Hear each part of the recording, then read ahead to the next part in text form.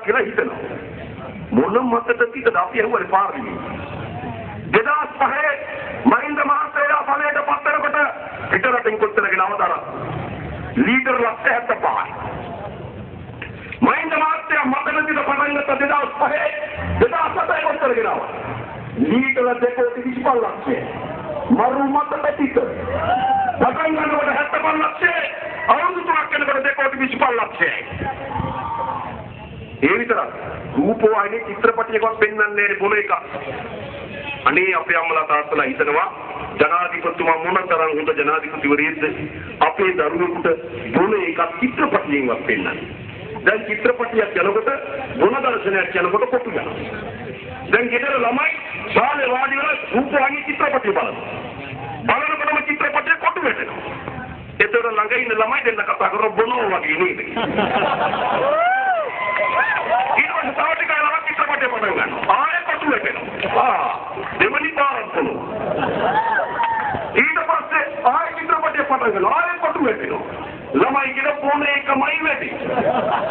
දැන් චිත්‍රපටිය මතක නැහැ. දැන් මතක මොකක්ද? මොන එක? ඒ විතරක් නෙවෙයි කොටු වෙනකොට එතන යනවා සෝඩා බෝතලයක් දාගෙන. දැන් ළමයි දන්නවා සෝඩා දාලා තමයි බොන්නේ කියලා. ඉතින් මේ විකාර වැඩේ මම කතා කරනවා.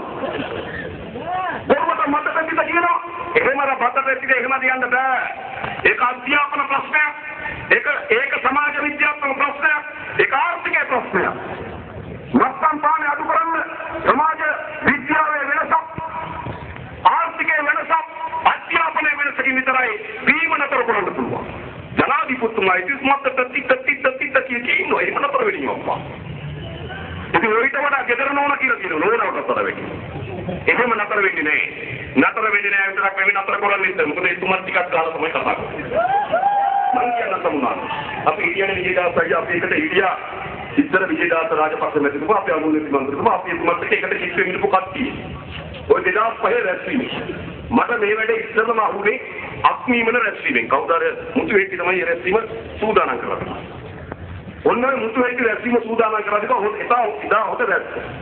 ඔය රැස්වීම වල අපි ඉස්සර යනකොට මමයි එතුමයි කියපු රැස්වීම වල වෙච්ච දේ තමයි එතුමා කතා කරනවා මම කතා කරනවා කතා කරලා ඉල වාඩි වෙනවා. වාඩි වෙනකොට වේරලියට මහත්තයාගේ සින්දුව යනවා. ඊ එකේම රම එතුමා ගිහිල්ලා කතා කරනවා. ඔක තමයි තිබුණු ක්‍රමය. අක්මීමන රැස්වීමේ මම ගිහිල්ලා කතා කරලා ඉල වාඩි වෙනකොට වේරලියට මහත්තයාගේ සින්දුව දෙනවා. ඔය ජනාධිපතිතුමා ගාව ඉන්න ආරක්ෂකෙක් දෙලියත්තේ අමුමන්. හනුමන්ලි කියලා ආරක්ෂකෙක්. ඔය ආරක්ෂක වීදුරුවකට මොනවද දාලා සුදු කොලයකින් උදලා ජනාධිපතිතුමාට ගෙනත්තු. එතුමා ගැහුවා දුන්නා ගිහිල්ලා කතා කරා. මම හිතුවා මේ වැස්ස වෙලාවේ උන්වතුරු වෙන්නේ. ඊට පස්සේ හිටි අපි දැන් එකට යටිනුවර දැස්සිනේ. මම කතා කරලා ඉන්න වාඩි වුණා. වේරණියට මහත්තයාගේ සින්දුව දැම්මා. හනුමන්ලි ආවා වීදුරුවක මොනවද දාලා සුදු කොලයකින් උදලා මහින්ද මහත්තයාට දුන්නා. ගැහුවා විදුර දුන්නා කතා එන්නම් සැකයි බඩු ආය හම්බුනා නවරම්මන රැස්වීමේ මම කතා කරලා ඉන්න වාඩි වුණා. වේරණියට මහත්තයාගේ සින්දුව දැම්මා. කළුමල්ලි ආවා වීදුරුවක මොනවද දාලා සුදු කොලයකින් උදලා දිව්වා දුන්නා ගැහුවා විදුර තිබ්බා මම ඉන්නවා. බඩු තමයි ඒක තමයි ඇත්ත. මම දන්නේ දැන් කොහොමද කියන්නේ. මේක තමයි ඇත්ත කතාව.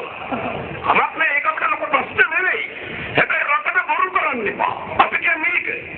ඔයා නම් හවසට පොඩ්ඩක් ගත්තම ඔයාගේ ප්‍රතිපත්තියනේ. අපිට ප්‍රශ්න නෙවෙයි. හැබැයි රටට බොරු කරන්න එපා. මේ බොරු නායකේ ඒ විතර. තමයි තුමා ඊළඟ ප්‍රතිපත්තිය මොකද්ද? දේශීය ආර්ථිකය. අනේ පත්තරවල මම දැක්ක ලියනවා ගිරවාපත්තුවේ ඉපදුනේ එතුමගේ තාත්තා වක්කඩින් අත හොදලා තමයි නාම යෝජනා පත්‍රය අත්සන් කරේ. සාතකේ දාගෙන ඉන්නේ. සාතකේ පාත පුරහම් පාත. ඒ ගිරවාපත්තුවේ පුරහම් නැස්සන්නේ සුවද තමයි. ඒකේ දැනෙන්නේ ලංකාවට පහළ වෙච්ච දේශාත්මක දෙදෙනගෙන නායකයෙක් කියලා පත්තරවල ලියනවා. අපි හදමු කියලා පටන් ගත්ත ප්‍රොජෙක්ට් එක. අපි අර පාර්ලිමේන්තුවේ බන්දුලදී. බන්දුල මහත්තයා කියන්නේ 2005 පිටරටින් ලංකාවට ලොකු ලුණු කොච්චරගෙන ආවද? රටේ අවශ්‍යතාවයෙන් 33ක් දෙනවා. මහින්ද පාත් මහත්තයා පටන් ගත්තා අපි වරුම අපි දක්ෂතාවෙන් 50% ගෙනාවා. මහින්ද මහත්තයා එනකොට ගේනවට වඩා වැඩියෙන් ලොකු කුළුණු බැංගි